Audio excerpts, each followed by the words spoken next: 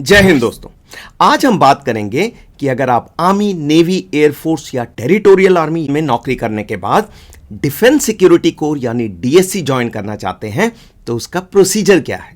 मैंने इस वीडियो को 4 भागों में बांटा है। पार्ट 1 में मैं आपको बताऊंगा कि क्यों डीएससी की नौकरी सैनिकों के लिए एक बेहतरीन चॉइस है और इसमें आपको क्या क्या बेनिफिट और क्या क्या सुविधाएं मिलेंगी। पार्ट 2 में बताऊंगा कि डीएससी का रोल और टास्क क्या क्या हैं ताकि आप जान पाएं कि आपको क्या ड्यूटी करनी पड़ेगी। पार्ट 3 में बताऊंगा कि डीएससी में भर्ती होने की कंडीशंस क्या हैं और पार्ट 4 में बताऊंगा कि अप्लाई करने और एनरोलमेंट का प्रोसीजर क्या है। तो चलिए पार्ट 1 से शुरुआत करते हैं और देखते हैं कि डीएससी में आपको क्या क्या बेनिफिट और क्या क्या सुविधाएं मिलेंगी। लेकिन उससे पहले मैं आपसे अपने लिए एक सुविधा मांगना चाहूंगा और वो सुविधा बिल्कुल फ्री है। बस आपको सब्सक्राइब का बटन दबाना है। तो अगर आप मेरे चैनल को ये सुविधा देकर मेरी मदद करना चाहते हैं तो सब्सक्राइब जरूर कीजिए। Thank you. ग्रेट। तो डीएससी सैनिकों को मिलने वाले 7 बेनिफिट इस प्रकार हैं। नंबर 1, 57 साल तक नौकरी 57। तो आर्मी में एनसीओज और अदर रैंक्स जनरली 38 से 45 साल की एज में रिटायर हो जाते हैं। डीएससी में रिटायरमेंट एज है 57 साल। तो कहने का अर्थ यह है कि अगर आपने डीएससी ज्वाइन कर ली तो फिर आपको कोई और जॉब करने की जरूरत नहीं पड़ेगी।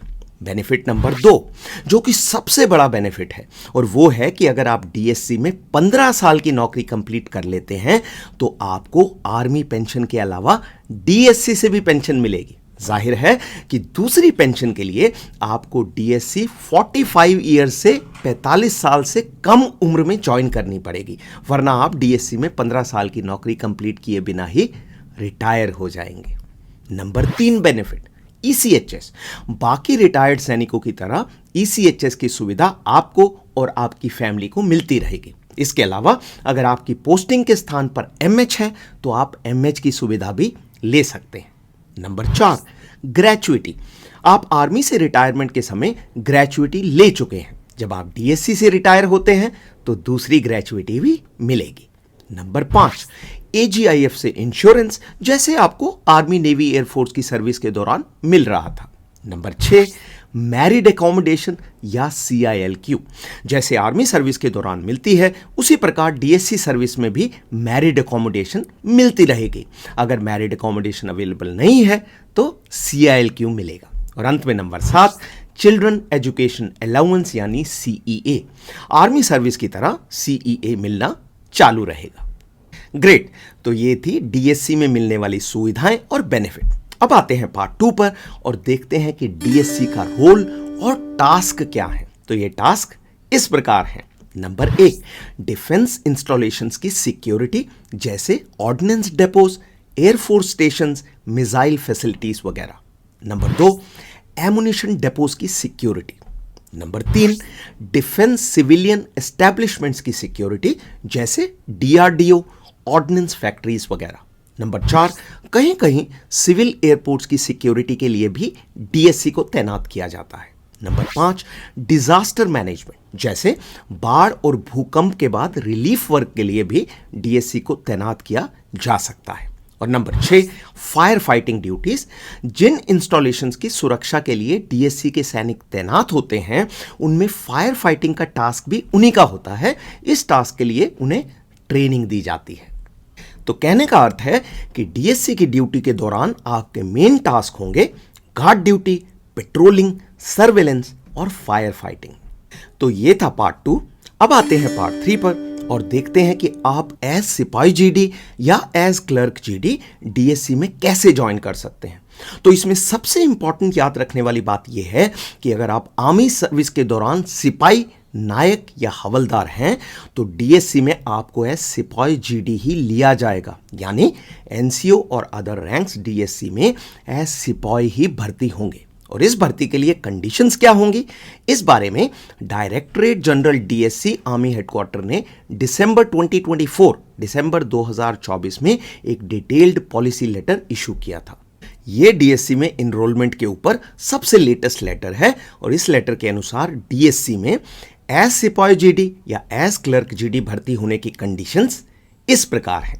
नंबर 1, कैरेक्टर, पिछली सर्विस यानी आर्मी, नेवी, एयरफोर्स या टीए से डिस्चार्ज होते समय कैरेक्टर वेरी गुड या एग्जेम्पलरी होना चाहिए, यह आपके डिस्चार्ज बुक में लिखा होता है। Number 2, discipline. डिसिप्लिन के बारे में 4 कंडीशन है। नंबर 1, पिछली सर्विस के दौरान 2 से ज्यादा रेड इंक एंट्री नहीं होनी चाहिए। नंबर 2, लास्ट 3 साल में कोई भी रेड इंक एंट्री नहीं होनी चाहिए। नंबर 3, लास्ट 5 साल में आर्मी एक्ट सेक्शन 48 इंटॉक्सिकेशन यानी दारू पीने के लिए कोई सजा नहीं होनी चाहिए। दारू के लिए अगर लास्ट 5 साल में ब्लैक इंक एंट्री भी मिली है तो भी आप डीएससी के लिए डिस्क्वालीफाई हो जाएंगे। और नंबर 4, एक्टिव सर्विस यानी फील्ड ड्यूटी के दौरान आर्मी एक्ट सेक्शन 34, 35, 36, 37 और 41(2) के अंदर कोई भी सजा नहीं होनी चाहिए। तो ये थे 4 डिसिप्लिन क्राइटेरिया। अब आते हैं कंडीशन नंबर 3 पर, जो है सर्विस।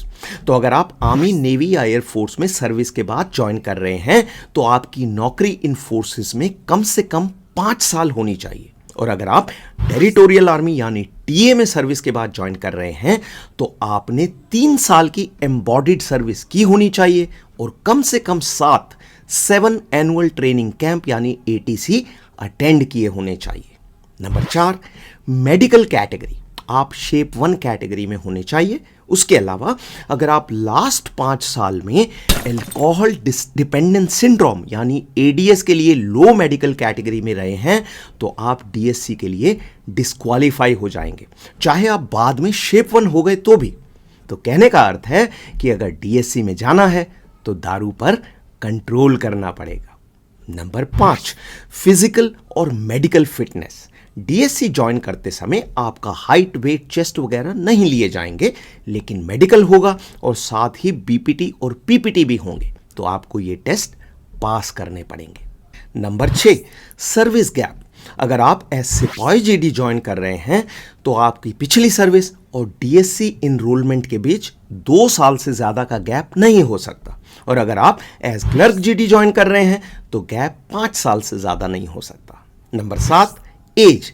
डीएससी में एनरोलमेंट के लिए सिपाही जीडी की मैक्सिमम एज है 46 ईयर्स 46 साल और क्लर्क जीडी की मैक्सिमम एज है 48 साल यानी 48 ईयर्स।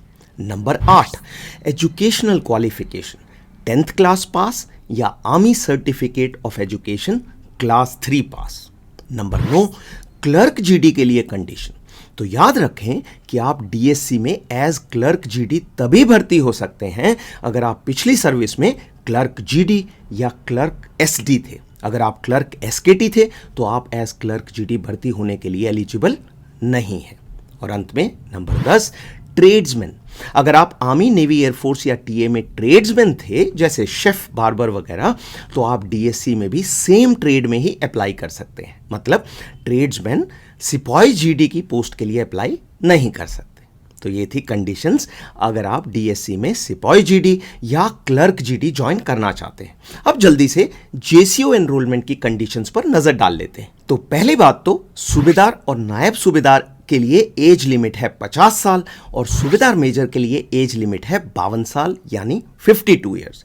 सूबेदार मेजर साहब 2 कैटेगरीज के लिए अप्लाई कर सकते हैं, सूबेदार मेजर और सूबेदार। इसी तरह सूबेदार साहब भी 2 कैटेगरीज के लिए अप्लाई कर सकते हैं यानी सूबेदार और नायब सूबेदार। लेकिन नायब सूबेदार साहब एक ही कैटेगरी के लिए अप्लाई कर सकते हैं यानी नायब सूबेदार के लिए। तो ये था पार्ट 3। अब आते हैं पार्ट 4 पर और देखते हैं कि एनरोलमेंट का प्रोसीजर क्या होगा और उसके लिए आपको क्या एक्शन लेने पड़ेंगे। तो पहली बात तो डीएससी के लिए एनरोलमेंट का प्रोसीजर हैंडल किया जाता है रेजिमेंटल सेंटर्स के द्वारा। जैसे अगर एएससी के सैनिक डीएससी में भर्ती होना चाहते हैं तो उनका सिलेक्शन एएससी सेंटर बेंगलोर में होगा। इसी प्रकार जाट रेजिमेंट के सैनिकों का enrolment Jat regimental centre Bareilly में किया जाएगा। उसके लिए सेंटर में एक बोर्ड ऑफ ऑफिसर्स डिटेल किया जाएगा जो डॉक्यूमेंट चेक करेगा, मेडिकल कराएगा और बीपीटी, पीपीटी वगैरह टेस्ट लेगा। तो आपको क्या करना होगा, आपको अपने रेजिमेंटल सेंटर में फॉर्म भरकर रजिस्टर करना होगा और आप जितनी जल्दी रजिस्टर करेंगे उतना आपका चांस बढ़ जाएगा। क्योंकि जब भी वैकेंसीज आएंगी आपको सेंटर से कॉल आएगा डेट ऑफ अप्लाई करने के हिसाब से। जिन्होंने पहले अप्लाई किया है उन्हें कॉल पहले आएगा। नोट करने वाली बात, आप पिछली सर्विस से रिटायर होने से मैक्सिमम 6 महीने पहले अप्लाई कर सकते हैं। तो अगर आप 31 दिसंबर 2025 को रिटायर हो रहे हैं तो 1 जुलाई 2025 के बाद रजिस्ट्रेशन फॉर्म सेंटर में भेज सकते हैं। लेकिन सेंटर आपको एनरोलमेंट के लिए बुलाएगा आपकी रिटायरमेंट यानी 31 दिसंबर 2025 के बाद। जैसा कि मैंने बताया, एनरोलमेंट के दौरान मेडिकल और फिजिकल टेस्ट जैसे बीपीटी और पीपीटी होंगे। साथ ही जो गैप पीरियड है उस पीरियड के लिए पुलिस वेरिफिकेशन भी होगी। उस पुलिस वेरिफिकेशन में लोकल पुलिस से सर्टिफिकेट लिया जाएगा कि सैनिक पिछली सर्विस से रिटायर होने के बाद किसी सिविल या क्रिमिनल केस में इन्वॉल्व नहीं हुआ है और वो डीएससी में इनरोल होने के लिए फिट है। अगर आप सेंटर में एनरोलमेंट में सफल रहते हैं तो आपको डीएससी सेंटर जाना होगा। डीएससी सेंटर कन्नूर, केरला में है। डीएससी सेंटर कमांडेंट के अंडर डीएससी ड्यूटीज के लिए आपको ट्रेनिंग दी जाएगी। डीएससी सेंटर में जाने के बाद भी आप रिजेक्ट हो सकते हैं। जिन 4 बातों के कारण आप रिजेक्ट हो सकते हैं वो इस प्रकार है। नंबर 1, अगर आप 5 केजी या उससे ज्यादा ओवरवेट हैं। नंबर 2, डॉक्यूमेंट चेक के दौरान आपका कोई डॉक्यूमेंट गलत पाया गया। नंबर 3, अगर कोई दारू पीने का केस सामने आया। और नंबर 4, अगर आपने रीओरिएंटेशन ट्रेनिंग में हिस्सा लेने से मना कर दिया। तो ये था आज का वीडियो। सार ये है कि डीएससी का करियर आपकी रिटायरमेंट के बाद सबसे अच्छे करियर्स में से एक है। लेकिन डीएससी में एनरोलमेंट बहुत ही कॉम्पिटिटिव प्रोसेस है। रिटायर होने वाले सैनिक बहुत ज़्यादा हैं और वैकेंसीज कम है। इसलिए आपको केयरफुली प्लान करना पड़ेगा। फिजिकली और मेडिकली फिट रहना होगा। आर्मी, नेवी, एयरफोर्स में डिसिप्लिन के साथ नौकरी करनी होगी और समय पर अप्लाई करना होगा। अगर आप डीएससी में ज्वाइन करने के लिए अप्लाई करते हैं तो मेरी ओर से बहुत बहुत शुभकामनाएं और बेस्ट ऑफ लक। आज के लिए इतना ही। अगले वीडियो तक अपना ख्याल रखें और स्वस्थ रहें।